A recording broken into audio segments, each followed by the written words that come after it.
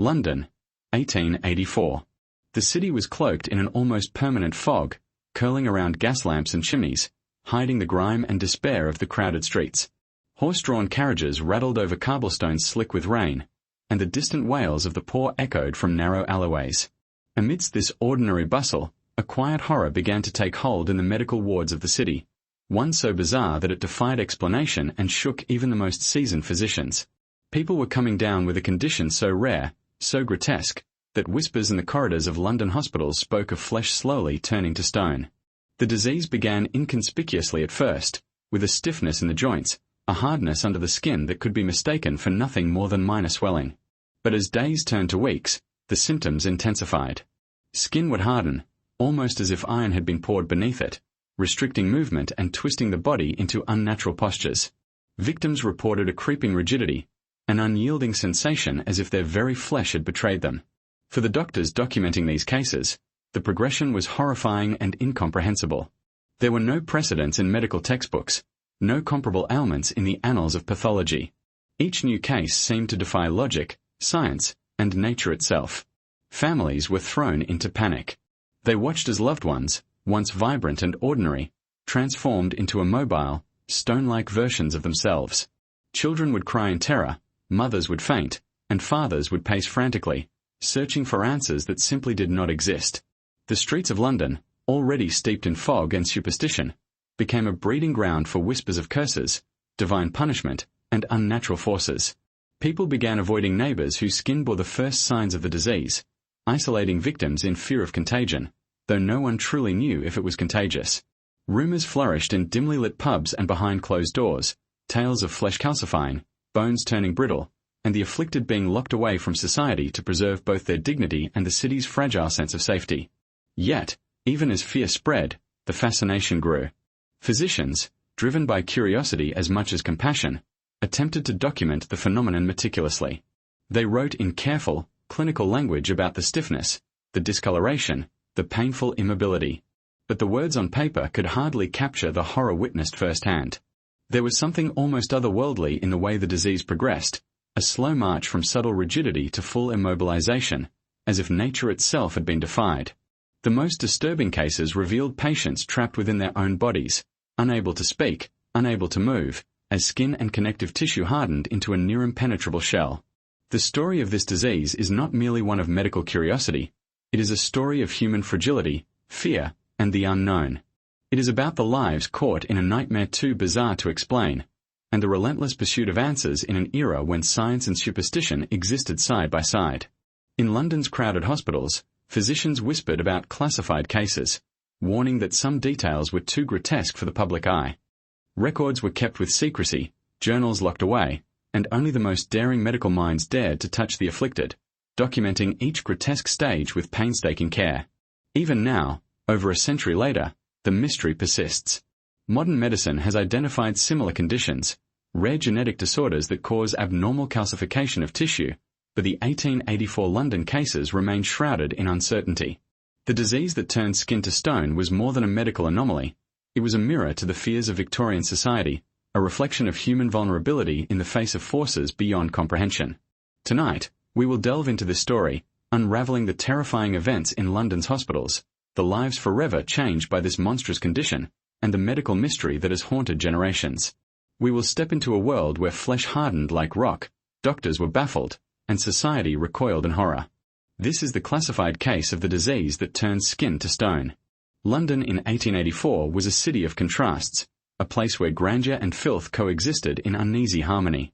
Ornate townhouses and bustling theatres stood just streets away from squalid tenements, where entire families shared a single room and disease spread like wildfire. Gas lamps flickered against thick, choking smog, casting eerie shadows that seemed to creep along the cobblestones. In this environment, the extraordinary often hid in plain sight. Strange ailments, bizarre accidents, and unexplained deaths were commonplace, yet even in a city accustomed to hardship, the disease that hardened skin into stone struck fear unlike anything seen before. Public health knowledge was limited, and sanitation was a constant struggle. Cholera, tuberculosis, and smallpox were ever-present threats, claiming lives with grim regularity. Doctors were revered for their skills, yet they were often powerless against the unseen forces of disease. Medical science was still in a stage of discovery. The germ theory of disease was gaining acceptance, but laboratories and diagnostic techniques were rudimentary. Physicians relied heavily on observation, trial and error, and intuition, sometimes guided more by superstition than by certainty. Within this framework, a disease that defied all known patterns became not only a medical anomaly but also a source of profound social unease. In the narrow alleys and crowded hospitals of London, rumours travelled faster than facts. Neighbours whispered about patients whose skin had hardened into something resembling armour. Some claimed that the victims were cursed or touched by divine wrath, while others insisted that the condition was a punishment for sin. Superstition and fear thrived where science failed to provide answers. The Victorian fascination with the macabre, ghosts, morbid curiosities, and medical oddities made the public both horrified and obsessed with the disease. Newspaper articles were scarce and vague, often sensationalized with warnings and moral undertones, feeding an appetite for fear and mystery. Hospitals were equally complicated arenas.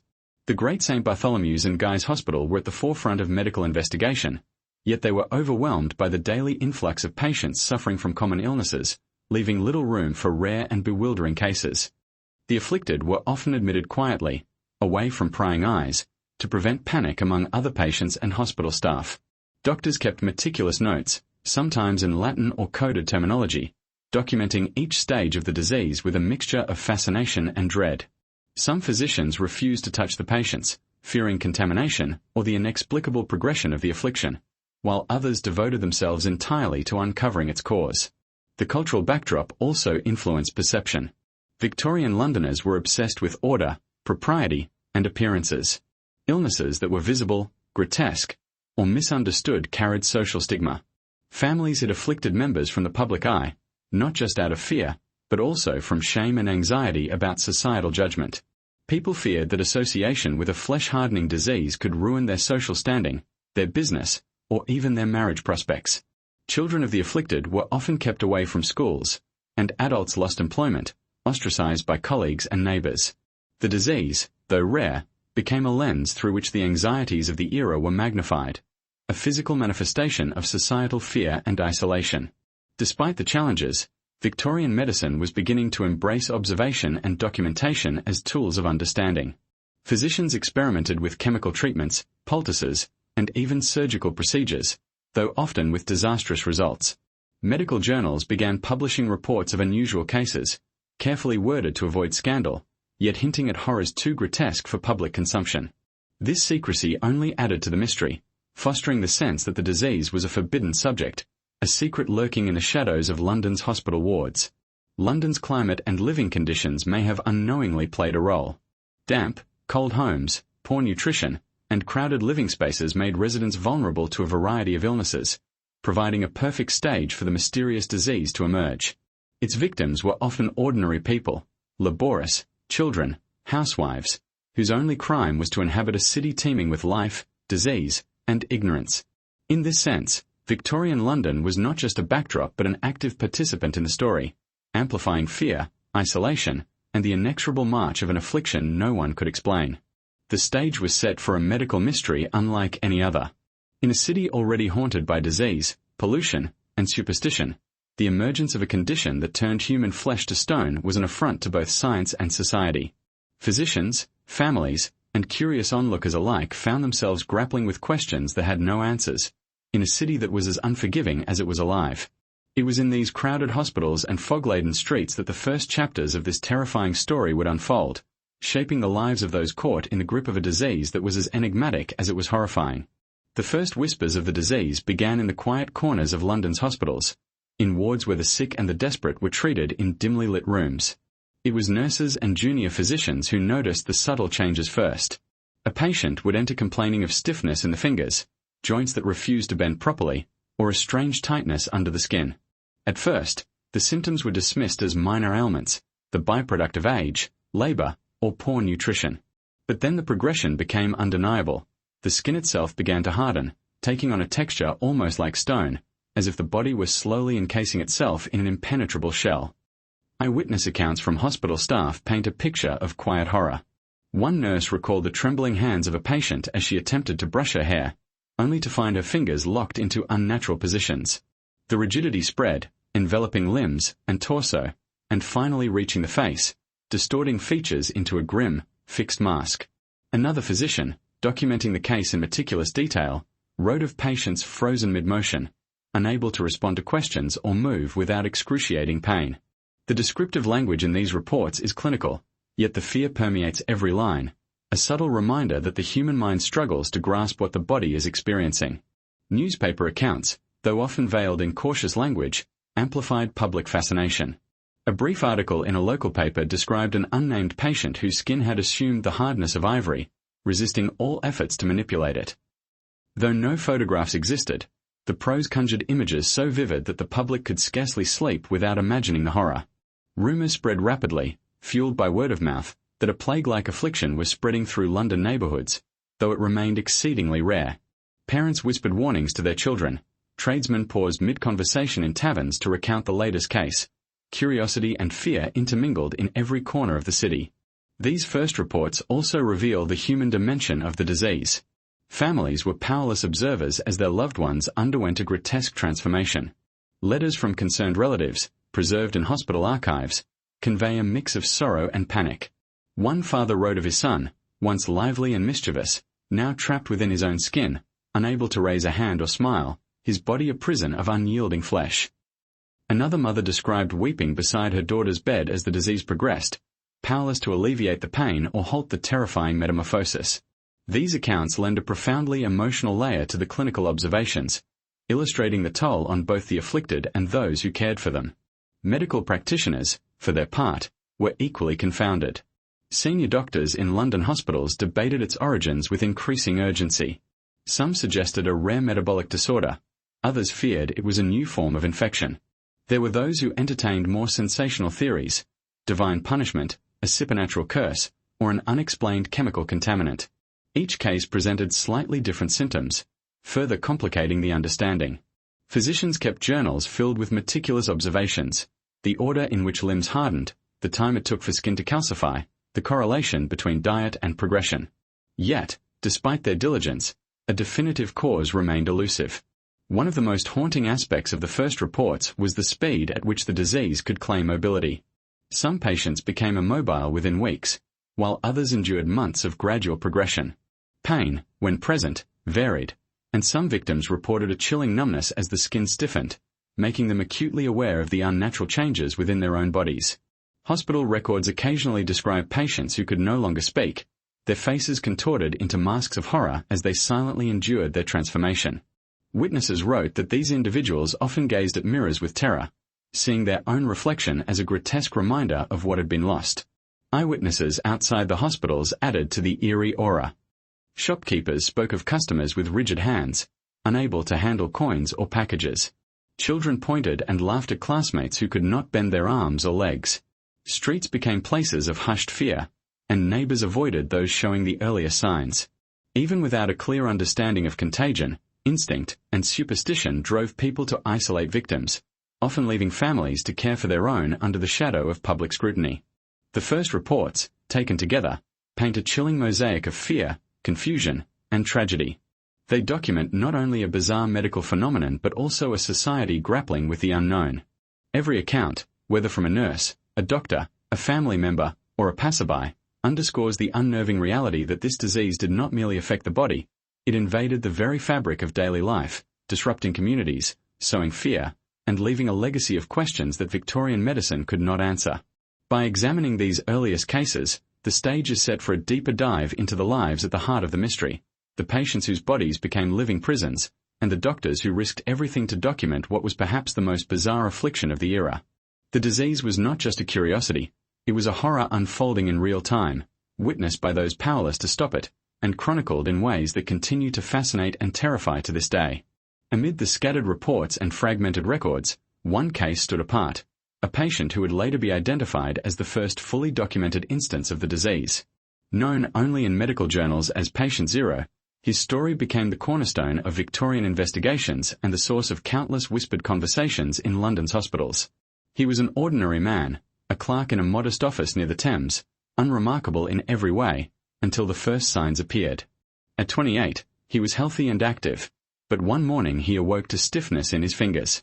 At first, He thought it was the chill or a minor strain from overwork, but within days the stiffness spread to his wrists, elbows, and shoulders. His family initially dismissed the symptoms as temporary, but the change was swift and unsettling. Fingers curled into rigid shapes, resisting even gentle manipulation. Joints locked unpredictably, forcing him into awkward postures. When he attempted to dress himself, buttons became impossible to fasten. Tying his shoes was an ordeal. By the second week, his skin had begun to harden noticeably, rough to the touch, cold, and unyielding. The fear in his household grew with each passing day. Letters he later wrote to friends, preserved in hospital archives, describe a mixture of disbelief and terror, the sensation of being trapped inside his own body, the unbearable weight of flesh that refused to bend. When he was admitted to one of London's leading hospitals, doctors were immediately confronted with a puzzle unlike any they had seen. Senior physicians examine him with fascination and horror, documenting each symptom in meticulous detail. They observe how the hardness began in small patches and then spread systematically, enveloping entire limbs. The patient experienced alternating periods of numbness and intense, burning pain as the disease progressed. Even simple movements became acts of torture. Lifting a hand to drink water or clasping his jaw to eat were impossible without agony. Hospital notes emphasize the eeriness of his appearance. His once flexible body had begun to resemble a statue, limbs frozen mid-motion, muscles taut and unyielding. Patient Zero's mental state became a critical concern. Victorian physicians were attentive to the psychological as well as the physical consequences of disease, and his journals reveal a man teetering between despair and resignation. He describes staring at his own reflection for hours, mesmerized and horrified by the transformation. Faces of loved ones, once familiar, became distorted by fear and pity, and friends hesitated to visit. Isolation compounded the horror of the physical symptoms, turning daily existence into a test of endurance and willpower. He wrote of the sensation of watching time pass while his body betrayed him, the slow inevitability of flesh turning to stone, a process no one could stop or even understand. The medical interventions attempted were as experimental as they were desperate.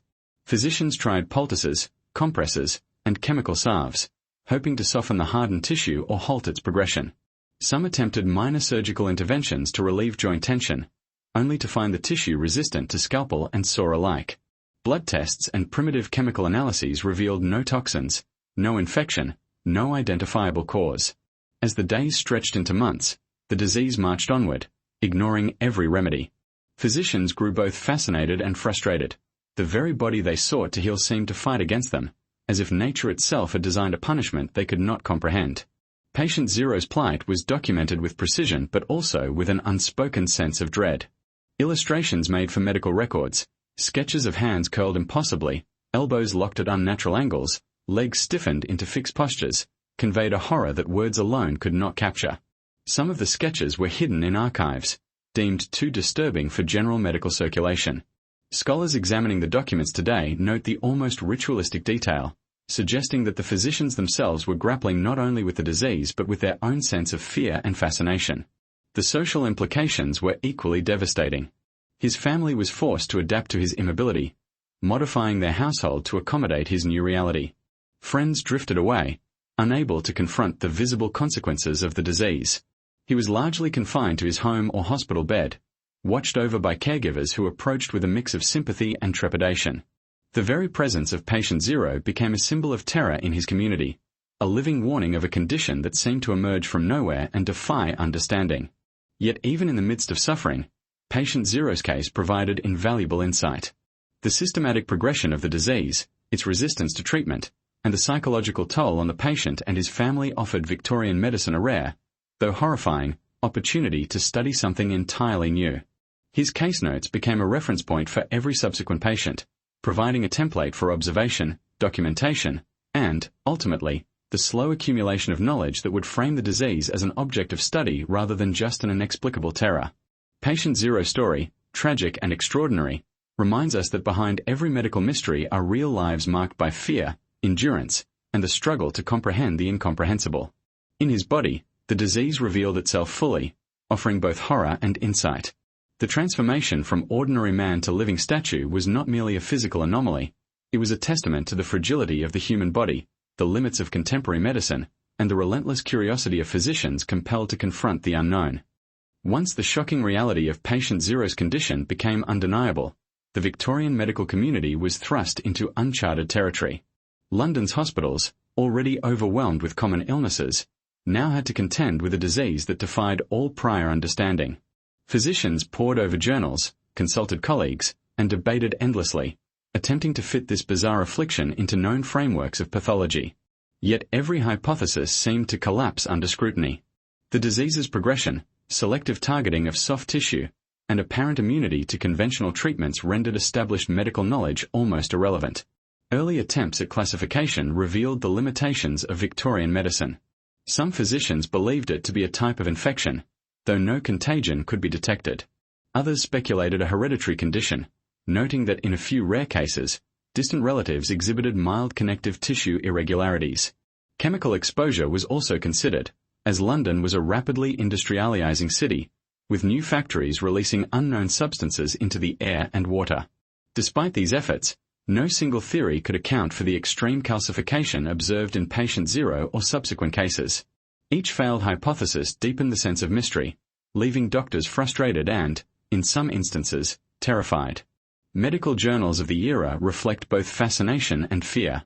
Doctors meticulously documented the progression of symptoms, describing skin stiffening in patchy or diffuse patterns, joints locking at unnatural angles, and bones that seemed unaffected while soft tissues hardened. These records, while clinical in tone, often betrayed the incredulity of the observers. One entry notes, "The patient moves as though encased in iron, his cries are muted by the very rigidity that consumes him." Such language reveals a subtle shift in perspective. The disease was no longer merely a medical curiosity, it had become a phenomenon bordering on the incomprehensible, challenging the limits of human understanding. Competing theories proliferated. Among the most prominent was the idea that the disease represented a rare form of fibrodysplasia, a condition where the body replaces soft tissue with bone. Physicians drew parallels with what is now recognized as fibrodysplasia ossificans progressiva, FOP, though the term did not exist at the time. Others suggested it was a form of scleroderma, an autoimmune disease known for causing skin thickening, but the speed and severity of calcification in these London cases far exceeded anything documented in medical literature. Each new hypothesis revealed both the ingenuity and the desperation of Victorian medicine, a desperate attempt to impose order on a disorder that seemed inherently chaotic. Some of the more sensational theories reflected the era's fascination with the macabre. A few physicians privately speculated about supernatural involvement, divine punishment, curses, or unknown mystical forces. While these ideas never entered formal publications, letters between doctors hint at a pervasive unease, a recognition that science, for all its rigor, might be powerless against this disease. The divide between rational inquiry and superstition was subtle but ever present, influencing how cases were documented, discussed, and interpreted. Experimental treatments were pursued with cautious optimism, though often with disastrous results. Physicians tried chemical poultices to soften hardened tissue, massage techniques to increase flexibility, and minor surgical interventions to relieve joint rigidity. None were effective. Some interventions worsened the condition, triggering further calcification or causing severe infection. Blood tests, microscopic analyses, and dietary experiments revealed no identifiable cause. In a few extreme instances, doctors attempted to dissect tissue post-mortem, hoping to find structural clues, only to be met with impenetrable, stone-like density. These failures, while frustrating, were meticulously recorded, building a body of knowledge that would later inform modern understanding of rare calcification disorders. The interplay between observation and theory highlights the meticulous, almost obsessive nature of Victorian medical practice. Physicians noted patterns, the order in which limbs stiffened, the symmetry, or lack thereof, between left and right sides of the body, and the progression from distal to proximal areas. Some believe that the disease originated in connective tissue, while others argued it began in the dermis or subcutaneous layers. Hypotheses were tested against new cases, revised, and documented with painstaking care. Though no definitive answer emerged, the investigative rigor of these early studies laid the groundwork for later breakthroughs in understanding similar conditions. Patient experiences themselves informed theory. Doctors interviewed victims whenever possible, compiling detailed accounts of pain, rigidity, and daily limitations. Patients described the sensation of internal hardening, a feeling of flesh resisting movement as though resisting life itself. These subjective reports were invaluable, guiding physicians in their attempts to reconstruct the disease's progression and to develop interventions, however futile. Psychological observations were also noted. Anxiety, depression, and social withdrawal were common, as patients confronted a slow, relentless transformation that isolated them from society. Despite repeated failures to identify a cause, these early investigations were significant for one reason. They transformed anecdotal horror into systematic study. The disease was no longer simply whispered about in hospital corridors or feared as a supernatural curse. It was recognized as a genuine medical anomaly deserving scrutiny, documentation, and, though impossible at the time, intervention. The meticulous records, drawings, and notes of these Victorian doctors constitute a rare window into a world where science, fear, and fascination collided, revealing a medical mystery that was as compelling as it was horrifying. Ultimately, the medical investigation in 1884 London was characterized by paradox. Meticulous observation paired with helplessness, rational inquiry shadowed by superstition, and scientific rigor tempered by fear. Theories were proposed, tested, and discarded, leaving behind a legacy of curiosity, dread, and incomplete understanding. The disease that turned skin to stone remained elusive, a mystery that challenged the very foundations of medical knowledge. Yet, through these early studies, Victorian medicine began a long, painstaking journey to comprehend what nature had rendered nearly incomprehensible, a journey that would continue for generations, bridging the gap between horror, human endurance, and scientific discovery. The true horror of the disease revealed itself not in its origin, but in its relentless and inevitable progression. What began as subtle stiffness or minor discomfort soon transformed into a systematic assault on the human body, leaving the afflicted trapped within a shell of their own making. Physicians' notes from 1884 describe the disease as a creeping force, advancing from fingers and toes toward the core of the body, as if the very essence of life were being walled off by an unyielding fortress of flesh and tissue. The first signs were almost imperceptible. Patients reported a slight tightness in the joints, a resistance when bending their fingers or wrists. Some described a strange sensation of internal pressure, as though something beneath the skin was solidifying. To the casual observer, these initial symptoms might have appeared trivial, even ignorable, yet for those affected, they were the earliest indicators of a condition that would ultimately render them immobile. Within weeks, stiffness spread through the limbs, progressing with alarming speed in some cases. Fingers curled into unnatural positions, elbows locked, knees stiffened, and even the torso and neck began to resist movement. Each stage of rigidity brought excruciating discomfort, a combination of muscle strain and the sensation of bones being trapped beneath immovable flesh. Physicians observed the skin itself undergoing a grotesque transformation. Once supple and elastic, it began to thicken, toughen, and take on a stone-like consistency. Some described it as horny or ivory-like to the touch, while others compared it to aged leather stretched tight over the body. The texture varied between individuals, with some patients developing patchy calcified areas, while others became encased in a near-complete rigid shell. Coloration changed as well. Skin took on a pallid, greyish hue, sometimes streaked with yellow or brown, giving the appearance of decay without decomposition. Pain, paradoxically, was intermittent and unpredictable. Some patients experienced intense, burning discomfort as the rigidity spread, particularly around joints, while others reported numbness that left them painfully aware of immobility without acute agony. Movements that were once trivial, lifting a cup, turning the head, or walking a few steps, became monumental tasks, often requiring assistance or mechanical support. Physicians frequently noted the psychological toll of this progressive paralysis. Frustration, despair, and terror intertwined with physical suffering, creating a feedback loop that exacerbated the sense of helplessness. The disease did not progress uniformly. Some patients exhibited symmetry, with both limbs affected simultaneously, while others experienced sporadic hardening, one side of the body advancing more rapidly than the other. The hands and feet were almost always the first regions affected, followed by the forearms and lower legs. The trunk, neck, and face often succumbed last, though when they did, the effect was particularly grotesque. Facial expressions frozen mid-emotion, mouths partially open, eyes fixed in a silent gaze. Victorian doctors remarked on the uncanny resemblance to statues or wax figures, a living embodiment of immobility that blurred the line between life and inanimate matter. Victorian medical records also described the secondary consequences of this progression.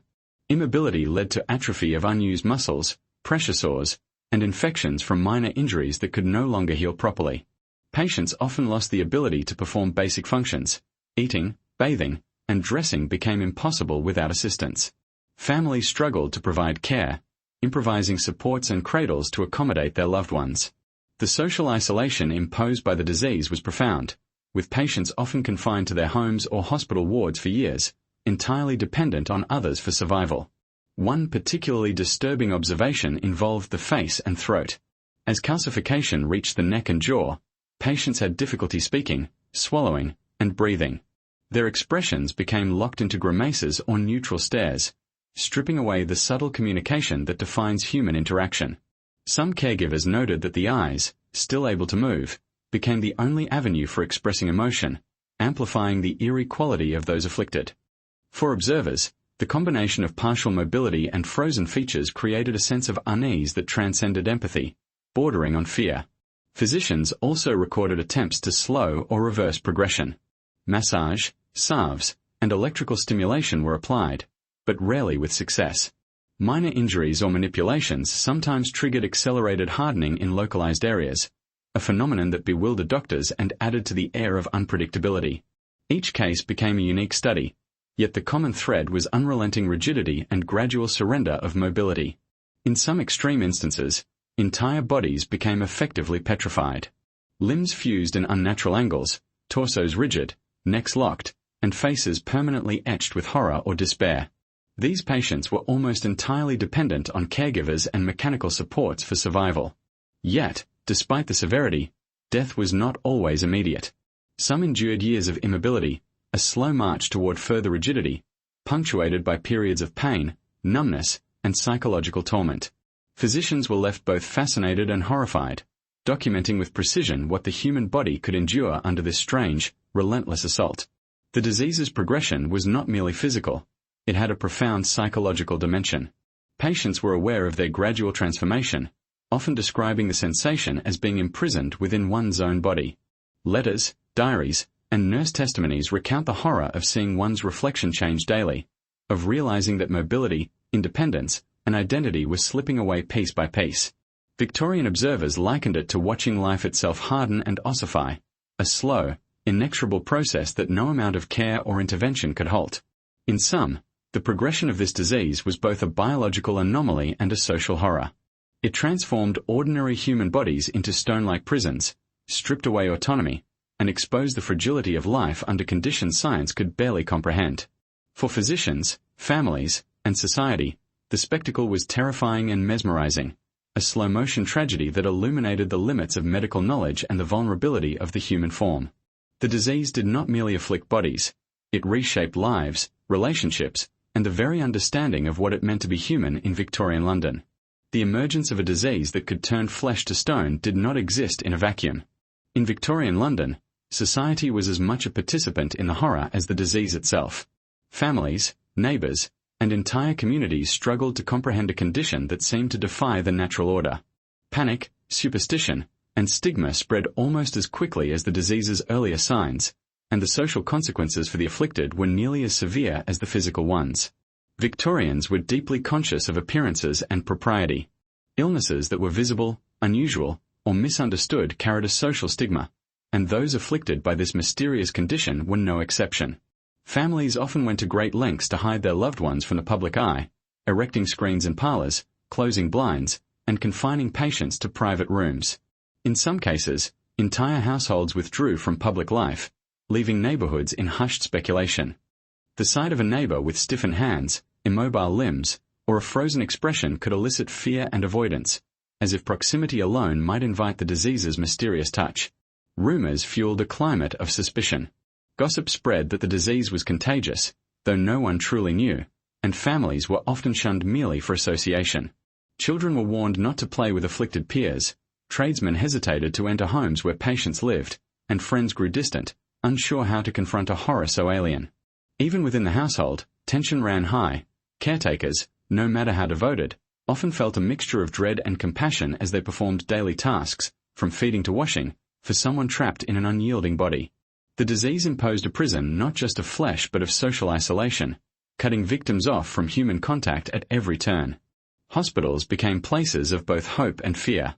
Patients were admitted quietly, away from prying eyes, and their cases were sometimes labeled as classified to prevent panic.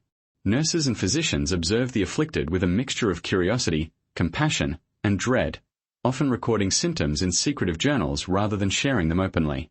The corridors echoed with hushed speculation, doctors debating whether the disease was a punishment, a rare genetic anomaly, or a product of environmental contamination. Even within the medical community, fear of the unknown influenced how cases were treated and discussed. The psychological toll on patients was profound.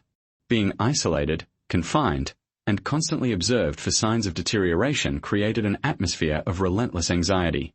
Patients described feelings of helplessness, despair, and the deep loneliness of watching their bodies betray them while the world remained largely at a distance.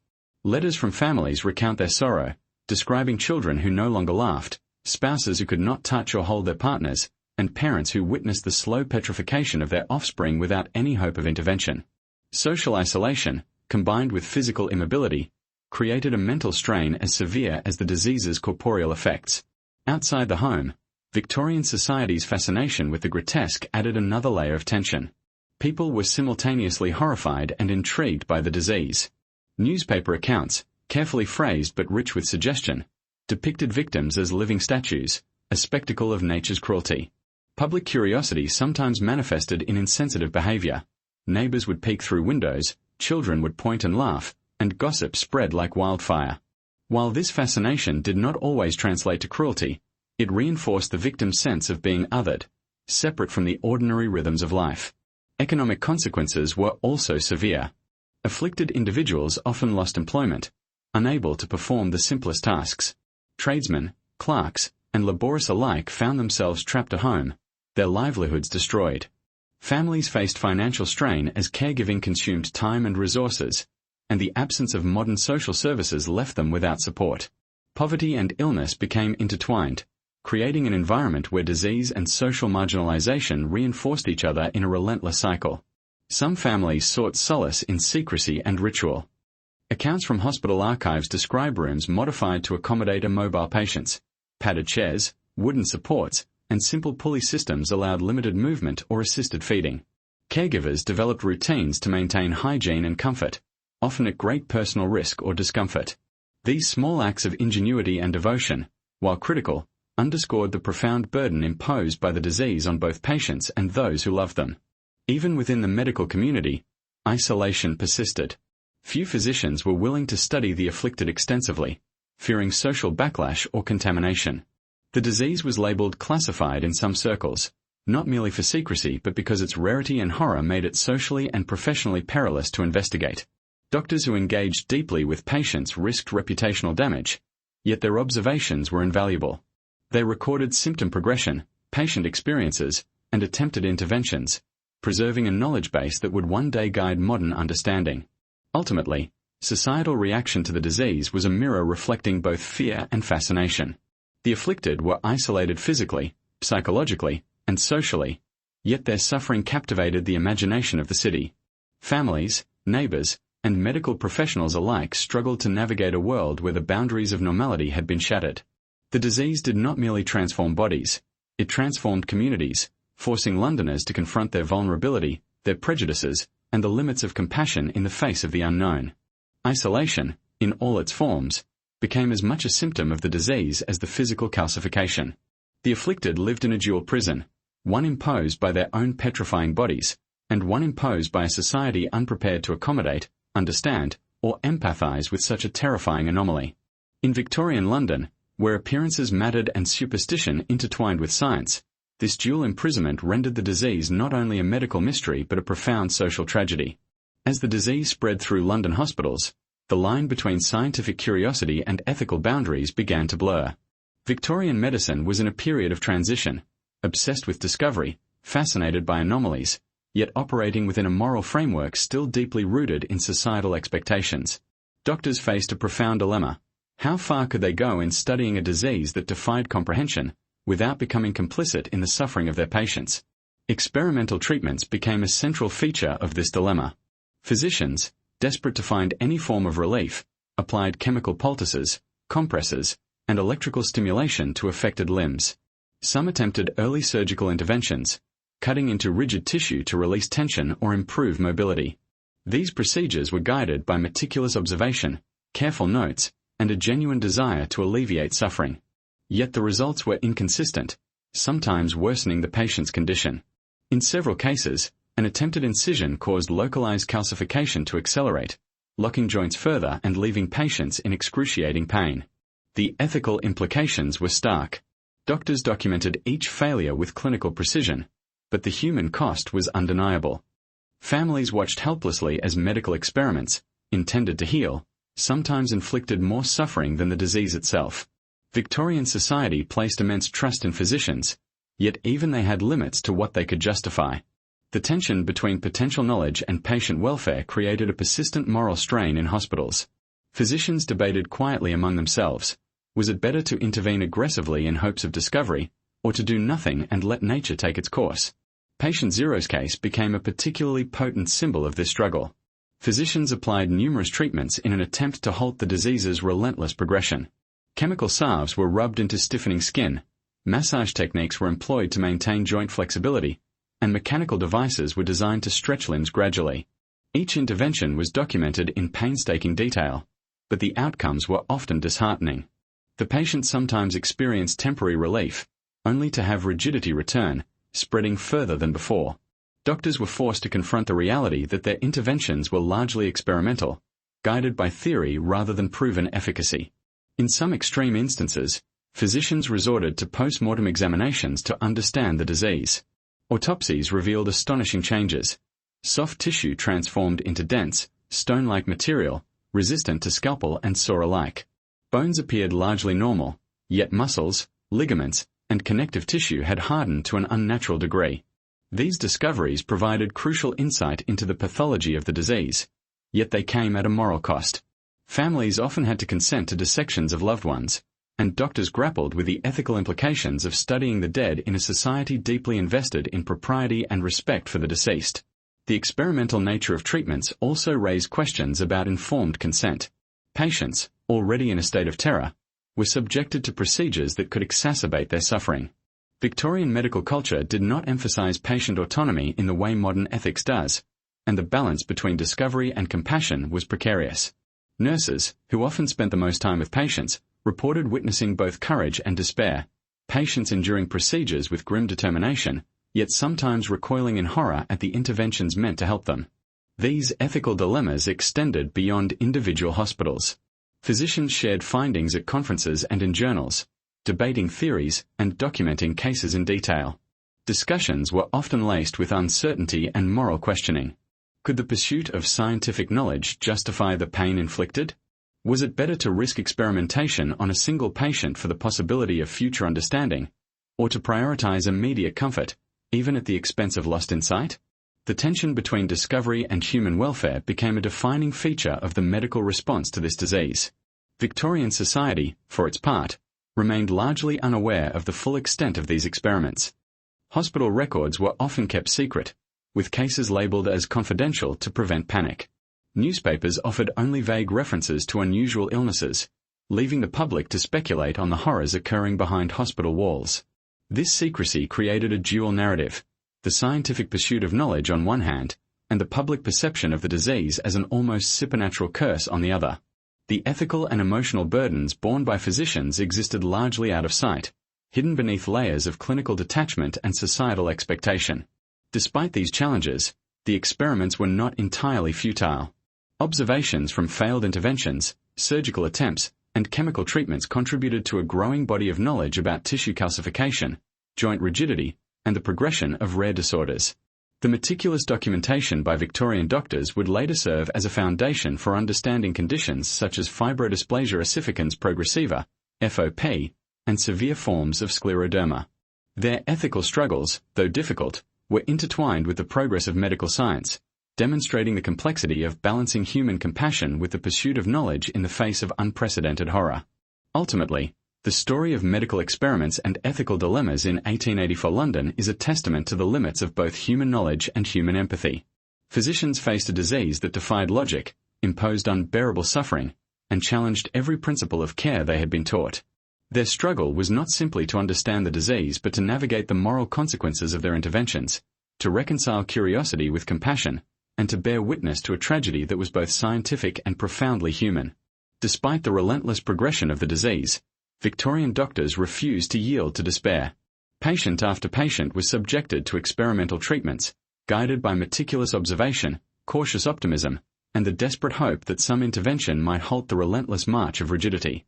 From chemical poultices to mechanical devices, physicians tried everything within the limits of 19th century medical knowledge, yet the results were often tragic and unpredictable. One common approach involved topical salves, often composed of herbal extracts, mineral compounds, or early chemical concoctions. Physicians hoped these applications might soften hardened tissue, restore flexibility, or slow the calcification process. Nurses carefully massaged the salves into patients' stiffened skin, sometimes for hours each day, yet the relief was temporary at best. In many cases, the affected area would stiffen further once the treatment ceased, leaving both patient and caregiver frustrated and disheartened. The failure of these seemingly simple remedies only intensified the sense of mystery and horror surrounding the disease. Mechanical interventions also became a focus of experimentation. Wooden braces, pulley systems, and early traction devices were used in an attempt to maintain joint flexibility and prevent deformity. Physicians hoped that gradual stretching could counteract the hardening of tissue, but these measures often proved ineffective. In some instances, forced movement triggered accelerated calcification, worsening the patient's condition rather than improving it. Victorian doctors documented these outcomes rigorously, detailing angles of joint rigidity, timing of progression, and the effect of repeated manipulation. Their precision created a record of the disease's stubborn defiance, offering invaluable insight for future generations, even if immediate solutions remained elusive. Surgical interventions were attempted as well, though with mixed and often catastrophic results. Physicians tried to cut away hardened tissue or release tension in joints, hoping to restore mobility. These procedures were technically challenging, as the stone-like skin resisted scalpels and other surgical instruments. Infections were common, given the limitations of antiseptic techniques, and some patients experienced accelerated hardening following surgery. These failures underscored both the ingenuity and the limitations of Victorian medicine, demonstrating how experimentation, while necessary, carried profound risk for the afflicted. Despite these repeated failures, the meticulous documentation of attempts at treatment laid the foundation for modern analysis. With the advent of modern medical imaging, genetics, and molecular biology, scientists have revisited these historic cases to understand what might have caused such extreme calcification. Today, the disease that petrified flesh in 1884 London is recognized as remarkably similar to a rare genetic condition known as fibrodysplasia ossificans progressiva, FOP. This disorder causes soft connective tissues, muscles, tendons, and ligaments to gradually ossify, effectively turning them into bone over time. The parallels with Victorian cases are striking, though the exact triggers, genetic mutations, and environmental factors that might have influenced the London outbreak remain a subject of scholarly investigation. Modern science offers additional insights into the progression described by 19th century physicians. The disease typically begins in the extremities, particularly fingers and toes, before advancing to larger joints and eventually the trunk. Trauma or mechanical stress often exacerbates ossification, echoing the observations that interventions in Victorian hospitals sometimes accelerated calcification. Pain varies widely, with some patients experiencing intense flare-ups while others report numbness or a sense of internal pressure. These clinical patterns match remarkably well with historical accounts, lending credence to the meticulous observations of Victorian doctors who had no understanding of genetics or molecular pathology. Modern treatment remains limited, though significant advances have been made in managing symptoms. Today, patients with FOP rely on gentle physical therapy, medications to control inflammation, and careful monitoring to avoid triggers that could accelerate ossification. Unlike in 1884, where interventions often worsen the condition, contemporary medicine emphasizes minimizing trauma and preserving quality of life. Historical accounts from London provide a haunting glimpse of what life was like before these insights existed, a world where experimentation carried immense risk, and where physicians had only observation and intuition to guide their efforts. The disease's social and psychological impact has also been validated by modern research. Long-term immobility, dependence on caregivers, and visible deformities contribute to isolation, depression, and anxiety, effects mirrored in Victorian records. Letters, diaries, and nurse testimonies from 1884 describe the same emotional toll observed in contemporary patients. Fear of the disease's progression, distress at social ostracization, and despair at the loss of autonomy. In this sense, the past and present converge, revealing that the human experience of rare disease is as much about social and psychological survival as it is about physical management. Modern analysis also highlights the extraordinary rigor of Victorian physicians. Though they lacked advanced diagnostics, imaging, or genetic sequencing, their careful documentation created a valuable historical record. Drawings of calcified hands, notes on progression timing, and detailed patient accounts provide contemporary scientists with a rare longitudinal dataset, bridging the gap between anecdote and modern evidence. In essence, the failures and experiments of 1884 London became the foundation upon which understanding of extreme tissue ossification would eventually be built. In reflecting on these historic attempts, one is struck by the duality of the human response, the drive to alleviate suffering, and the limits imposed by knowledge and circumstance. Physicians acted with the tools they had, often at great personal and moral cost, while families and patients endured an unimaginable combination of physical torment and social isolation. Though ultimate cures were beyond reach, the combination of observation, documentation, and cautious experimentation ensured that this bizarre disease would not remain forgotten, allowing future generations to connect the horrors of Victorian London with the rare genetic anomalies we understand today. Thus, the legacy of 1884 London is both grim and instructive. The attempts at treatment reveal the courage, curiosity, and occasional hubris of physicians confronting the incomprehensible. Modern analysis validates much of what they observed, while providing explanations they could only speculate about. In the intersection of history and science, the disease that turns skin to stone becomes more than a medical mystery. It is a story of human resilience, relentless inquiry, and the timeless struggle to comprehend the unthinkable. By the turn of the 20th century, the disease that had turned skin to stone in Victorian London had left an indelible mark on both medicine and society. Though cases remained rare, the stories of afflicted individuals, meticulously documented by physicians, shape how future generations approached unusual medical phenomena. The legacy of the 1884 outbreak is multifaceted, encompassing scientific discovery, ethical reflection, and enduring fascination with the macabre. From a scientific perspective, the disease served as a catalyst for the study of tissue calcification and rare connective tissue disorders. Victorian physicians, working with limited tools, had established a foundation of observation that modern medicine would later build upon. Today, conditions such as fibrodysplasia ossificans progressiva, FOP, and severe forms of scleroderma are understood with far greater clarity, thanks in part to the records preserved from this period. Detailed drawings, notes on progression, and patient testimonies offered an unprecedented longitudinal dataset, allowing contemporary scientists to correlate early observations with genetic and biochemical mechanisms. The meticulous attention to detail in 1884 London continues to inform research, proving that even failed interventions can yield lasting scientific value. Ethically, the outbreak forced physicians to confront questions that remain relevant today. How far should medical experimentation go in the face of unknown disease? What responsibilities do doctors have to alleviate suffering versus advancing knowledge? Victorian hospitals operated in a delicate balance, weighing hope against risk, curiosity against compassion. The debates recorded in hospital journals and professional correspondences echo in modern bioethics discussions, reminding us that the human cost of discovery is never merely historical, it is ongoing. These dilemmas highlight the tension between urgency and empathy, a theme as relevant in contemporary medicine as it was in 1884. Socially, the disease exposed the vulnerabilities and prejudices of Victorian society. Patients were physically imprisoned by their own bodies and socially marginalized by fear and misunderstanding. Families endured immense emotional and financial strain, often retreating into secrecy to protect their loved ones from public scrutiny. Communities, though fascinated, were frequently cruel or dismissive, reflecting a broader cultural discomfort with visible suffering and deviation from societal norms. The historical narrative of the disease serves as a stark reminder of how society shapes the experience of illness, and how fear and ignorance can compound physical tragedy. The disease also left a psychological legacy. Letters, diaries, and nurse testimonies reveal the profound mental toll on patients, families, and even medical staff. Fear, isolation, and despair were recurring themes, with patients acutely aware of their progressive transformation.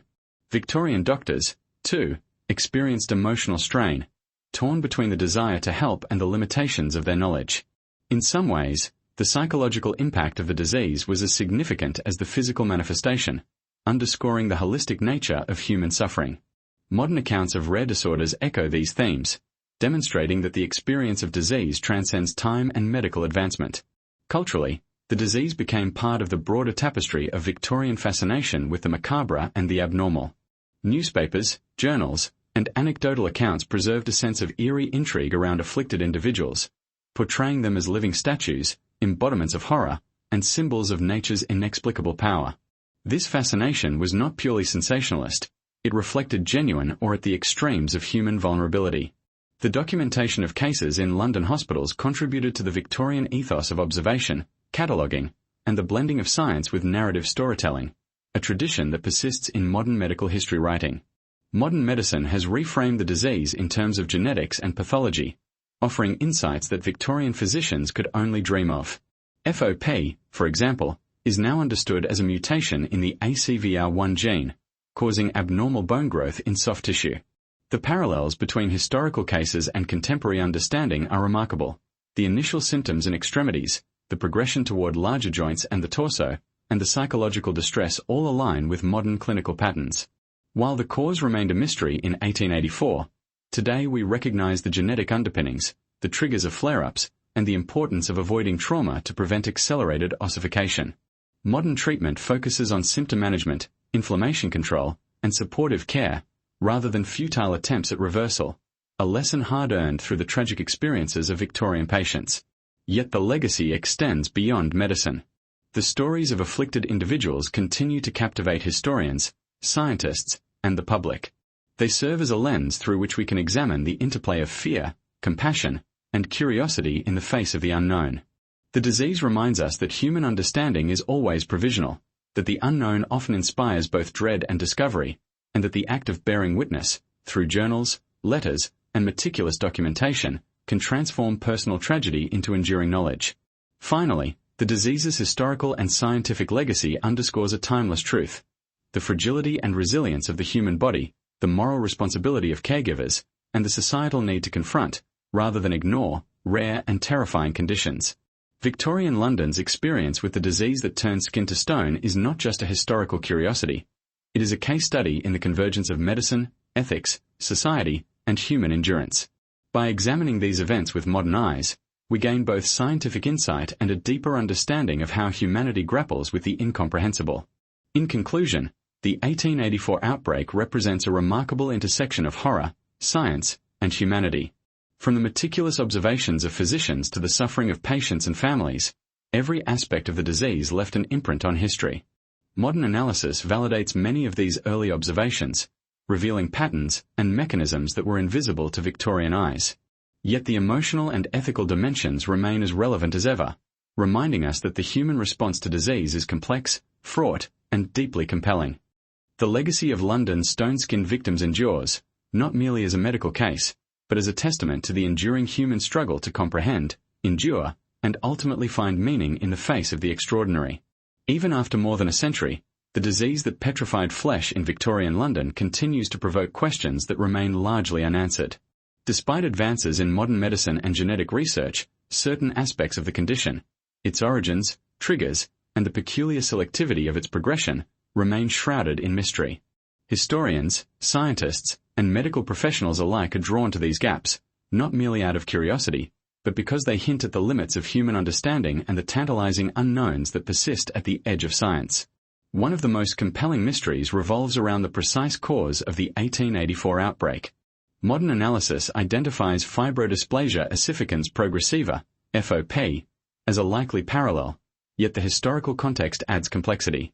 Why did multiple cases emerge in London at this particular time?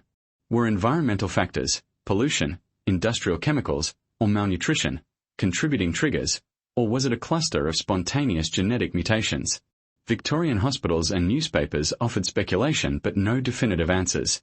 Even today, epidemiologists and geneticists can only hypothesize, piecing together fragments of evidence from sparse historical records and case notes. Another unresolved question concerns the rate and pattern of progression in individual patients. While modern FOP follows predictable stages in many cases, Victorian accounts describe variations that remain difficult to explain. Some patients experienced rapid, almost explosive hardening within weeks, while others endured a slow, creeping ossification over months or years. Differences in progression between limbs, the sporadic appearance of calcified patches, and the occasional temporary regression in some cases confounded physicians at the time, and still perplex modern researchers. Were these variations purely genetic, influenced by trauma, or impacted by unknown environmental or physiological factors? The truth remains elusive. The psychological dimension of the disease also presents unresolved questions.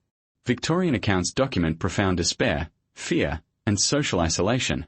Yet modern science is only beginning to understand the intricate ways chronic illness shapes cognition, emotion, and identity. How did the constant awareness of impending physical imprisonment affect patients' mental resilience? Could mental state influence the disease's progression, as some early observers subtly suggested?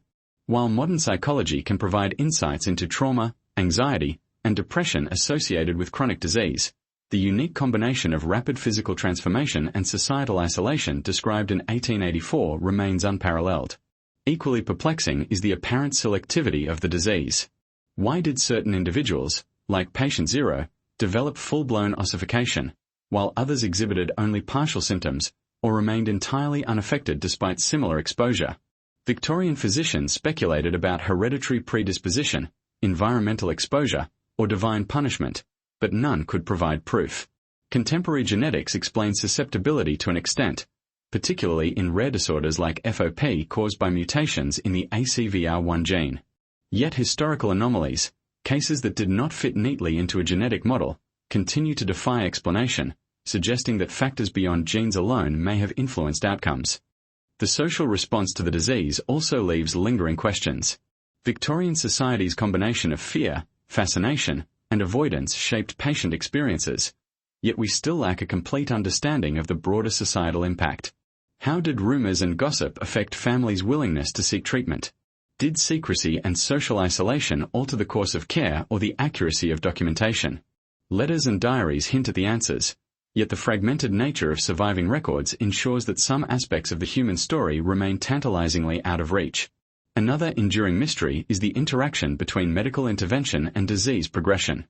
Victorian physicians attempted a range of experimental treatments, salves, mechanical devices, surgical interventions, but the outcomes were inconsistent. Some interventions appeared to accelerate calcification, while others had no effect at all. Modern research suggests that trauma can exacerbate ossification in FOP, aligning with historical observations, yet the full spectrum of patient responses recorded in London hospitals is still not entirely explained. Why did some patients experience temporary relief while others suffered rapid deterioration?